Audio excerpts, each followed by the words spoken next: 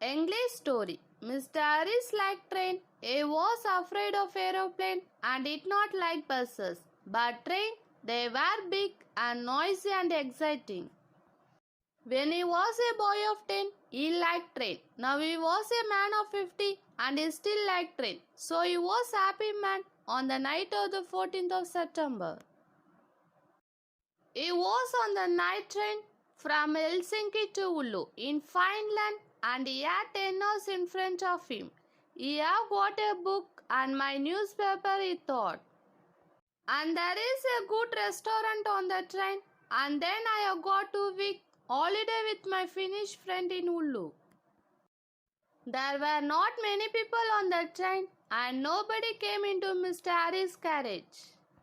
He was happy about that. Most people on the train slept through the night, but Mr. Harris liked to look out of the window and to read and think. After dinner in the restaurant, Mr. Harris came back to his carriage and sat in his seat next to the window. For an hour or two, he watched the trees and lakes of Finland out of the window. Then it began to dark, so he opened his book and began to read. At midnight, the train stopped at the small station of Ottawa. Mr. Harris looked out of the window, but he saw nobody. The train moved away from the station into the black night again. Then the door of Mr. Harris' carriage opened and 2 people came in, a young man and a young woman. The young woman was angry. She closed the door and shouted at the man, "Call, you cannot do this to me." The young man laughed loudly and said out, Mr. Harris was a small, quiet man. He wore a quiet clothes and he had a quiet voice. He did not like noisy people and loud voices, so he was not pleased. Young people are always noisy, he thought. Why cannot they talk quietly? He put his book down and closed his eyes. But he could not sleep because the 2 young people did not stop talking. The young woman sat down and said in a quieter voice, "Call, you are my brother and I love you. But please listen to me.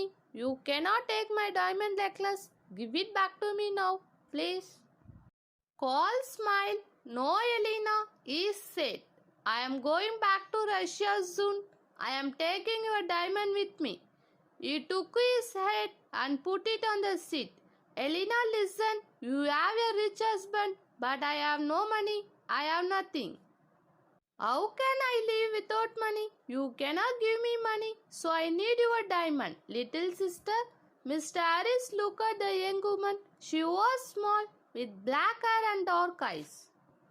Her face was white and afraid. Mr. Harris began to feel sorry for Elena.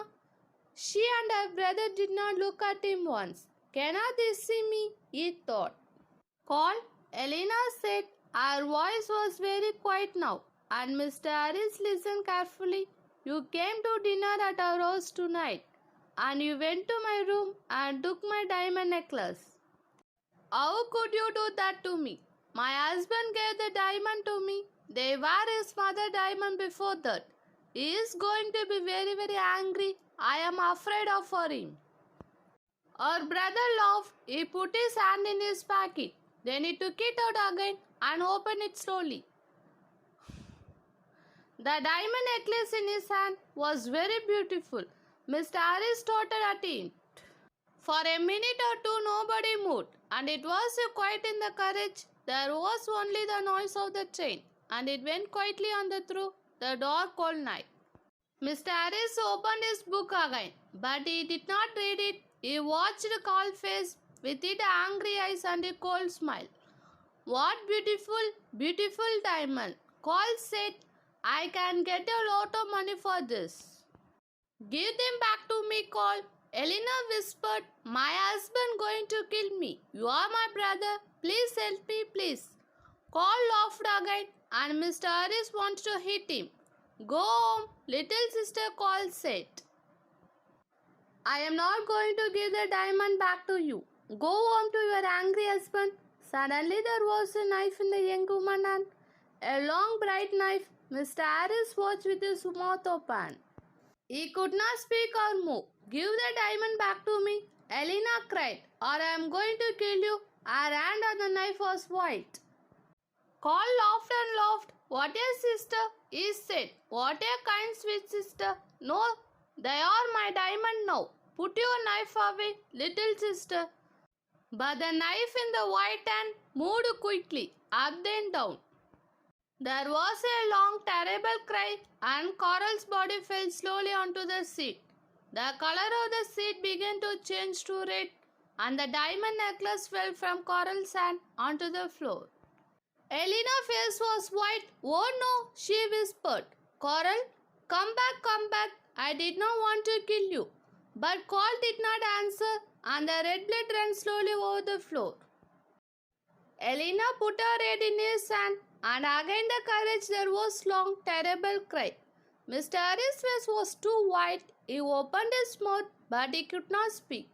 He stood up and carefully moved to the door. The young woman was very quiet now. She did not move or look up Mr. Harris. In the corridor, Mr. Harris ran. The guard was at the back of the train, and Mr. Harris got there in half a minute. Quickly, Mr. Harris said, come quickly. An accident. A young woman, oh dear, our brother is dead. The guard ran with Mr. Harris back to the carriage. Mr. Harris opened the door and they went inside. There was no dead body of young man. There was no young woman. No blood, no knife, no diamond necklace. Only Mr. Harris' bag and his hat and coat. The guard looked at Mr. Harris and Mr. Harris looked at him. But Mr. Harris began. But they were here. I saw them. She is the young woman. She had knife and she killed her brother. A knife, you say? The guard asked. Yes, Mr. Harris said quickly. A long knife and her brother took her diamond. So she, diamond, the guard said. Was the young woman named Elena? He asked. Yes, it was, Mr. Harris said. How do you know? Do you know her? Yes and no. The guard said slowly. He thought for a minute. Then a look at Mr. Harris. Elena, he said. She had dark eyes and black hair. Very beautiful. She was half Italian, half Finnish. Her brother was half brother. They had the same father, but his mother was Russian, I think. Was sad? Mr. Harris started at the god, but she, Elena, she is alive. And where is she? Oh no, said the god. Elena did died about 8 years ago. After she killed her brother with a knife, she jumped off the train and died at once. It was near here, I think. He looked out of the window into the night. Mr. Harris' face was very white again. 80 years ago, he whispered. What are you saying? Where she and her brother? But I saw them. Yes, that's right, the god said. You saw them? But they are not alive. They are ghosts. They often come on the night train at this time in September. I never seen them, but somebody saw them last year. A man and his wife, they were very unhappy about it. But what can I do? I cannot stop Elena and Carl coming on the train.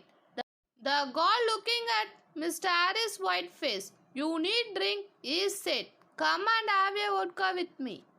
Mr. Harris did not usually drink vodka, but he felt afraid. When he closed his eyes, he could not see again. Elena long knife and could hear her terrible cry. So he went with the guard to back of the train. After the vodka, Mr. Harris felt better. He did not want to sleep and the guard was happy to talk. So Mr. Harris stayed with the guard and did not go back to his carriage. Yes, the guard said, it is a famous story. I don't remember it all. It happened a long time ago, of course. Elena's father was a famous man here in Finland. He was very rich once, but he had 3 other wives and about 8 children. And he liked the good things of life, so there was not much for the children. Coral, the oldest son, was a bad man, people say. He wanted an easy life and money is in his hand all the time. The train hurried on to Oulu through the black night, and the god drank some more vodka. Now Elena is sad. She did not have an easy life with those three difficult men, brother, her husband. One year, she visited her mother family in Italy, and there she met her husband. She was rich, but he was not a kind man. They came back to Finland. Coral often visited their house. He wanted money from his sister's rich husband. Elena loved her brother. I gave him some money, but did not like Coral and was angry with Elena. He stopped giving her money, and after that, well, you know the story now. Yes, Mr. Harris said, poor unhappy Elena. Mr. Harris stayed with his friend Olu for 2 weeks. They were quite weak, and Mr. Harris had a good holiday, but he took the bus back to Helsinki. The bus was slow, and there were a lot of people on it. But Mr. Harris was very happy. He did not want to take the night train across Finland again.